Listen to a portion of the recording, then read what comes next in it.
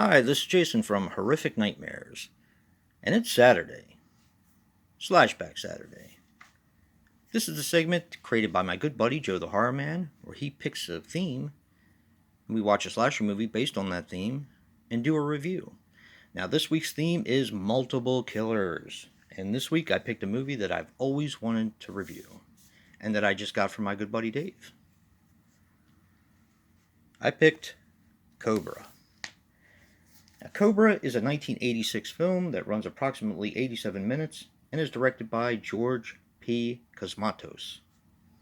Now, unfortunately, he passed away on April 19th, 2002 at the age of 64. And it kind of surprised me the movies that he was responsible for. He was responsible for Tombstone, Leviathan, and Rambo 2. And I'll tell you why in a little bit. Now, this stars Sylvester Stallone as Marion Cobretti. He was in all of the Rambo films, all of the Rocky films, and Tango and Cash, among others. Now, I did see I finally saw Rambo: The Last Blood. Unfortunately, I watched the cut version of it because apparently they have a cut version and an extended version on Prime. I do plan on revisiting the extended version. I don't know what I was thinking at the time, but yeah. And I really did enjoy it. Although, in talking to Dave about it, I do feel that his opinion was spot on with the family. But anyway. This also stars Brigitte Nielsen as Ingrid, his fiance at the time. No, his girlfriend at the time. They did get married shortly after. Now, she was in Rocky IV, Red Sonja, and Beverly Hills Cop 2. And Rennie Santoni as Gonzalez. And in my opinion, he kind of stole the show in this one. He played really well opposite Sylvester Stallone. It's the whole buddy cop thing. It worked for me on this one. And he was actually in Dirty Harry, Bad Boys, which is a great Sean Penn film if you haven't seen it, and Brewster's Millions, which I actually couldn't place him in Brewster's Millions. Now, this had a budget of $25 million, and it had a worldwide gross of a little over $49 million. Now, this was one I saw in the theaters. This is, of course, an infamous Cannon film, or famous, depending on how you look at it. Now, Cannon films, with me, are just everything. When I grew up, I would go see pretty much all of these in the theaters, from the Charles Bronson movies to, of course, Cobra, Chuck Norris movies, the Ninja movies, so on and so forth. I love Cannon films. It's what I grew up on. Some of them weren't the best, but they were still really awesome. Now, this tells a really, really simple story of Marion Cobretti. Now, he is a police officer who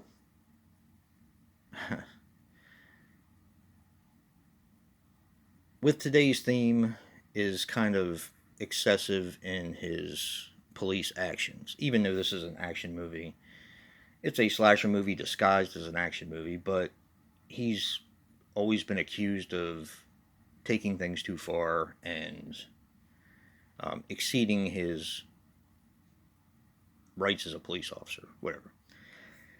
So we have the night slasher, which is he's trying to put away. It turns out it's not just one guy, it's an entire group called the New Order, or the New World. I think it's the New World. And it's basically a cult that follows around the night slasher. So that's how you have the multiple killers. Brigitte Nielsen plays a model in this one who kind of catches them doing something as she's driving along, and they want her eliminated so that she doesn't spoil their plans.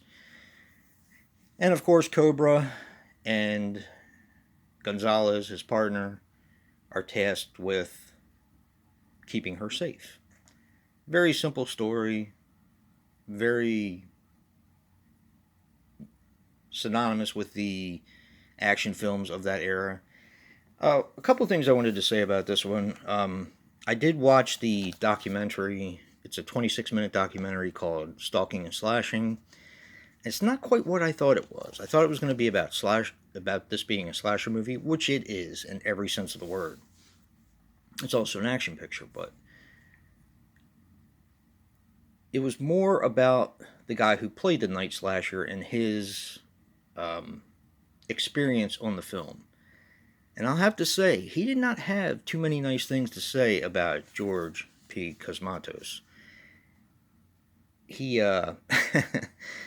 he wasn't deliberately trashing him. He was kind of just talking about his experiences with him. And I thought it was interesting. I think the reason why he worked on a couple Sylvester Stallone movies is because they basically said he was like a zombie. Every once in a while, he would work himself up into a tirade and give everyone a hard time. But for the most part, when Sylvester Stallone was around, it was like he wasn't even there. So, I guess Sylvester Stallone liked the control of the film, which I get. I mean, it is his career, so on and so forth. But this is a fun one. As I said before, this is a slasher film. Of course, this was released by Scream Factory, and I wanted to say a big thank you to Dave for sending this along for my birthday and as part of a trade package. I love this movie. I always have. I saw this in the theaters with my father when I was younger. I had the soundtrack on tape. I probably still do around here somewhere, and I think I might have it on CD. I can't remember. But I used to play the crap out of the soundtrack.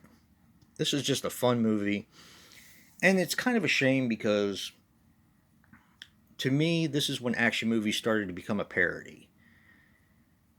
If you are an action fan, movies like Cobra and movies like Commando are looked down on because of the, most people would say, cringeworthy one liners. I loved it.